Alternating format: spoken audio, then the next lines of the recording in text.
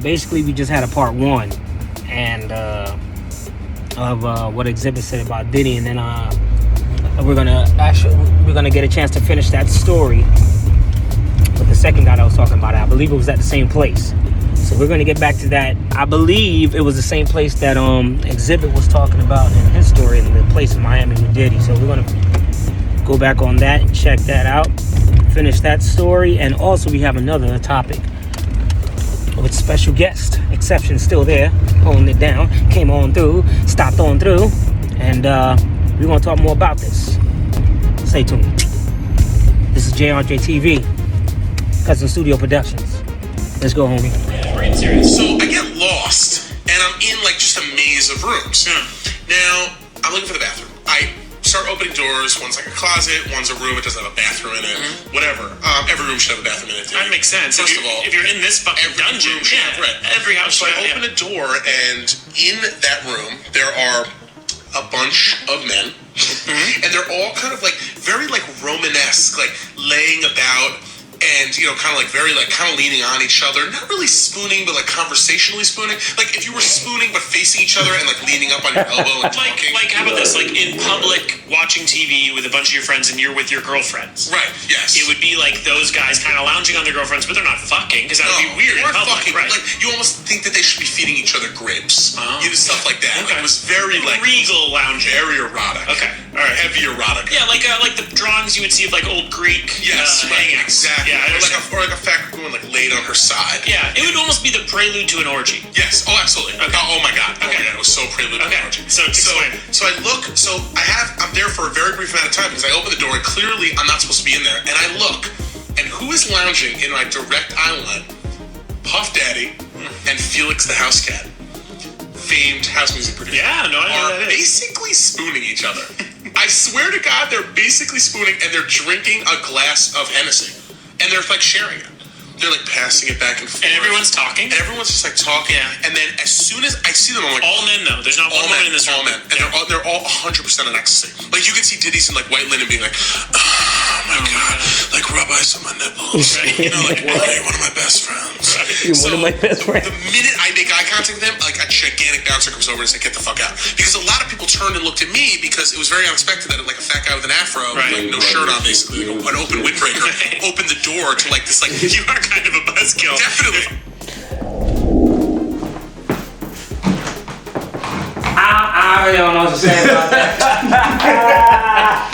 I mean, you got two people that's actually witnessing two situations where they kind of had some suspicions about this alleged venue in Miami, Florida, private residence where a lot of low-key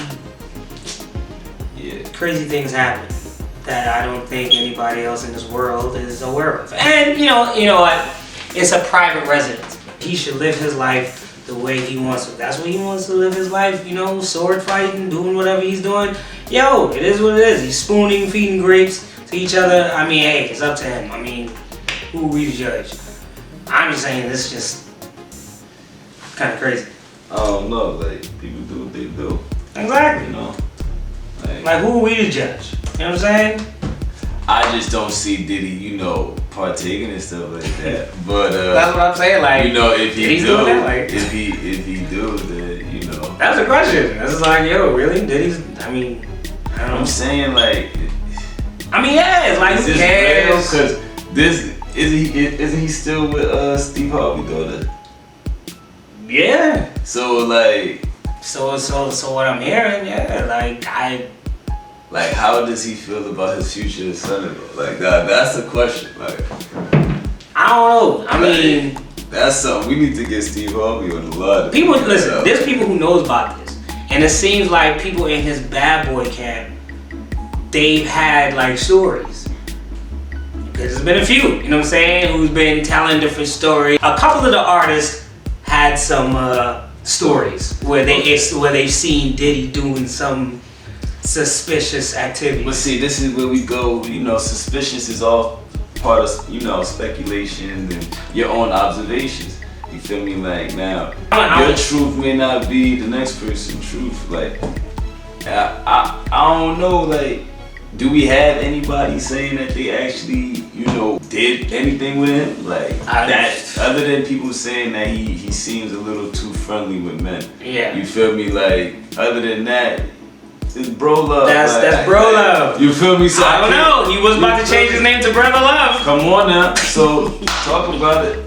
Like, Brother Love or Love for the Brothers? I'm just joking. I don't know.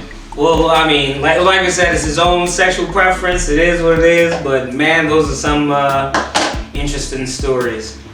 But moving right along, we're gonna talk about this T.I. guy. Now, this is a nice little topic, a little final topic of the day. We're gonna talk about T.I. getting backlash for being way too overprotective of his daughter.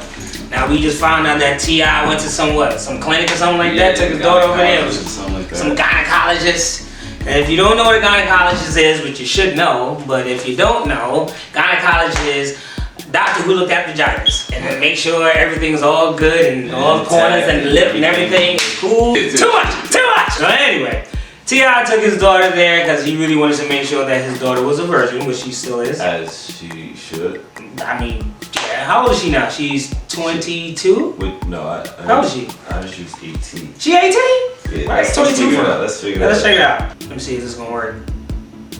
How old is T.I.'s daughter? Here's what I found. Here she is, Deja Harris. She's 18. She's 18 years old. Yes. He should. That she should be a virgin at 18? Well, I'm just saying, like. Now, do you feel that he was being too overprotective? No. Trying to explain? Not at all. I feel at his status, I feel at him being who he is, he has to protect his foundation and his family. You feel me? Now, I was a young father. You feel me? At her age, I was having a kid. Okay. You feel me? And if you look at it, by the time you finish high school, or by the time you even find out who you are, or find out who I was, you feel me? My daughter was already grown. You get what I'm saying? Gotcha, so it's like, I think he should. Right. You want to make sure that your daughter is good and she's not out there, you feel me, losing her innocence, you feel me, to just anybody for one, and she's not familiar with who she is before she tried to find out about somebody else. Right. You feel me? Like, I think that he's very smart and very I feel like I think he's very smart for going about it the way that he is, you know, because it's like, you know, how else would he know? You feel me? Like, yes, you would trust your daughter, but at the end of the day, I want to know for a fact, because, kids lie. And another thing too, true, that's a big thing too, because they will lie. And another thing is this. People, in my opinion, on social media always want to have something to say, of course. There's not too many daughters that can really say too much about having their father involved in their life. Like, right. You know what I'm saying? T.I. know what it is. T.I. is from the streets. Right. T.I. probably used to be one of those motherfuckers. Who knows? Right. You know what I'm saying? And some people would say, oh, when you have a girl, God punishing you from whatever, okay, it is what it is. But guess what?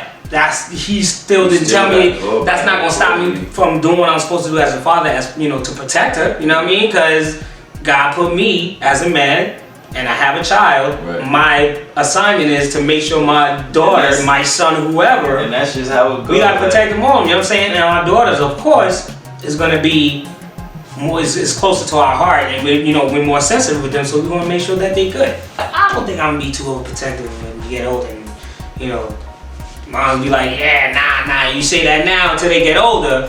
Then you're gonna see what's good. And I'm like, I don't know, but I don't want to be that dude because I want them to be able.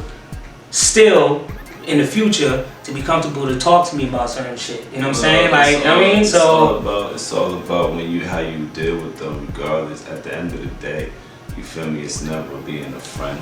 Like, I'm never your friend, I'm your father. Right. So it's like, I don't have to be your friend because I'm your father. Right. You feel me? Our bond of father-daughter relationship is bigger than any friendship. Right. So at the end of the day, really, it's just, you gotta have some type of grounds, and they have to understand, the limits, that they have. Right. You feel me? Because we we got a plan. The same way, you know, as we grow and we raising and we figuring things out for ourselves and we know what not to do and we figuring out like, yo, I don't want you to.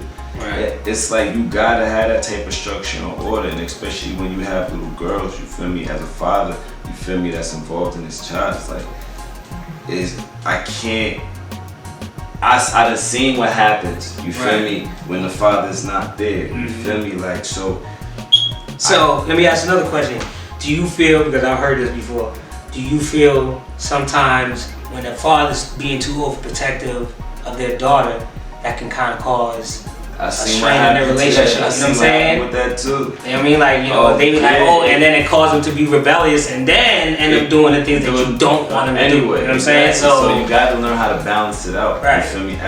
Now that's where the parent comes into play. Right. You got to, you know, learn to balance it out with your child. You know, your child is half to you and half to the mother, you feel me, or the father, you feel me, like, so you know who you dealing with, or you should know who you dealing with. It's just simple, like, nobody wants to be overbearing about nothing. Exactly. You wouldn't want somebody on your back about something, you feel me, and at the end of the day, it's their decision, you feel me, whatever they do, they're gonna do it regardless, but you just gotta trust that you gave them the right tools and the right jewels, you feel me, to make sure that they can go ahead and be successful. When you growing, male or female, when you growing into your teenage years, you feel me, sex is something that you naturally feel. So it's just like you want to explore it, but you don't understand it. Right. You get what I'm saying? Like, and it's just something that you take for granted. So you turn around and you abuse it, and you vibe out, and you do this, you do that. You feel me? Like, and when it comes down to females, their names can get tarnished so quickly. You feel me? Just off of one experience, your name can be ran through the mud. You feel me? Like, so it's like you gotta be cautious, and you gotta be mindful of your innocence and who you giving it to.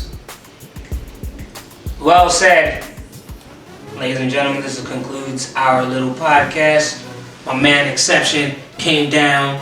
As a matter of fact, he was already here. We decided to just do this together, pause, and that's what it is. This Sunday, we're going to look again. It's going to be Giants and the Jets. Damn it, I don't know what the hell's going on with the Giants, but it's over. It's over. I don't know what's going on with the New York franchise. New York is just... The only people who actually have the promising thing that's going on is hockey. Like, that's it. And baseball. Well... we lost the series. But damn, we got to the plug, we did good, we did something. Like in baseball, we at least tried. I don't know. See, New York, in my opinion. New York needs to just figure it out and get new owners. They get new owners for every team. I don't know what's going on. Switch it up. Come on, son. Like, Jets is 1-7. Let somebody else eat. The Jets are 1-7. The Giants is 2-7. Let's look at the fucking Knicks. Let's look at the Knicks. Like, yo, you just starting off just bad, man. Like, come on. What the hell's going on here? What's the Knicks record? 1-7. Come on. Oh, man. Really? 1-7. And I was about to say we doing bad, but we got, you feel me, 50%. The Nets is 3-4. Like, come on now. That's why when they was talking about, Kyrie, we got the Nets and everything, that's great, but that's not gonna do anything. Kyrie cannot do everything. Like, Nets, come on, son. Come on. They're not gonna win no trophy. I don't know. Like, I think they're going. You talking about like going to the finals? Yeah, this year? Nah, not this year. I don't know. Not this year. I don't know. I can't. It's too early to tell right now. Yeah, man. And then we got and then this Sunday, the Giants will be playing the Jets, Vikings, and Dallas. Man, you about to get the first win in Dallas since 2000, man. Since 2000, you never won against them? No, nobody beat Dallas at home since 2000. Oh, I just seen the stat. I'm like, what? I said, we got to take this one. Well, we'll see what's going on. Well, this is Jay, Andre, TV, Cousin Studio Productions. We out. We. Okay, that's right. All right, cool.